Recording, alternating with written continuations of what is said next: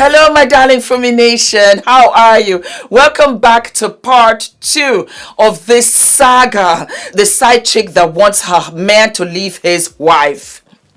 As I had told you in part 1, my beautiful girlfriend Melissa had found love again after, let me see, about 35 years of marriage that had gone down the drain. She has 4 children, 22, 24, 26, 28. And after her marriage, she now fell in love with a man called James. James that was a little too slick, that was a little too flash, that seemed to have all the right answers. Even when I spoke to him, and I was like, Melissa was in love with him. She couldn't see past him until he came to her and said, no more, sis. I got to go back to my wife. Melissa was distraught. She called me. We spoke on the phone. I went over to her house. We chatted. We talked. And I told her that she should let him go. A couple of days later, Melissa called me and said, Fumi, I can't let him go.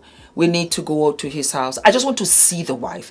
I want to see him. I can't imagine him with another woman but me. Is he happy? I'm sure she's blackmailing him. I'm sure she's trying to bully him in staying with her, using the kids as collateral. I can't let it go. Fumi, come with me, please. I said, let's go. We got to the house. It was a nice house. It was a beautiful house, and it had like a drive-through. And what we did was that we parked the car. We drove a little bit, and then we parked the car. And I said, Melissa, I think we should walk the rest of the way. It looked very much like yes, it was a family house. It looked like a house, like a home that had been bought. There's a mortgage there. This isn't some kind of rental.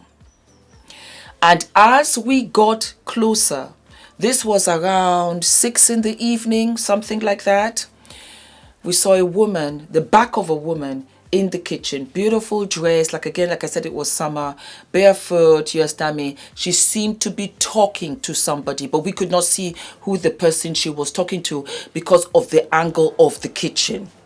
So we just got a little bit closer. I had a cap on. You know, I didn't really want to see nobody. I didn't want nobody to really see me. And even if we made a run for it, they would not know who it was. Anyway,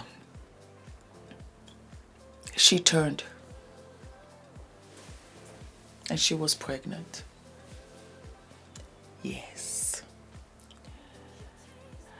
It was that kind of situation where I think Melissa saw her big belly the same time as I did. But I didn't have the courage to look at Melissa. I just kept on looking because I knew that Melissa at that stage and time was in such disbelief and such heartbreak, there wasn't need to say anything. And then she grabbed my arm. I grabbed hers back in response. And she said, is that the wife? I said, what does the wife look like? Well, dark hair, blonde hair, we don't know. And without a beat, Melissa just walked right up, right through. I walked right behind her. And of course, the other person that she was laughing and talking to was James in the kitchen. Of course, he looked as if he had seen a ghost. And then Melissa started banging on the door. And of course, she opened the door. Who are you? What's wrong? Or whatever. And she said, James, is this your wife? Is this your wife? Is this your wife? Of course, he did not answer. She answered for him and said, yes, I am his wife. And she turned around and said, you are pregnant. How long have you been pregnant? She said, well, I'm about to have a baby in the next 2 weeks. And then she looked at James. So all this time that James had been with her, he was with his wife and had even impregnated her, because I think he was with Melissa about a year-ish or something like that. It went very fast. It went from one summer to the next. Yes, about a year. So in fact, the wife wasn't pregnant yet. Now that his wife was due, he now left Melissa to go back to the wife. It was a hard day, it was a hard week, it was a hard month. Until now, Melissa has not really gotten over it, in the sense that she hasn't dated anybody since. And I'm talking about 4 years ago. So guys, be careful. Be careful out there.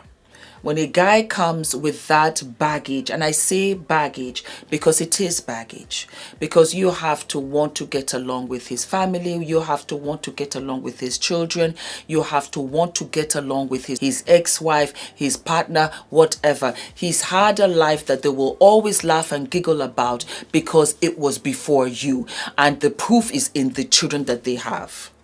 So when somebody comes up to you and says, I'm separated from my wife, we're not doing anything, I'm single, it's not enough.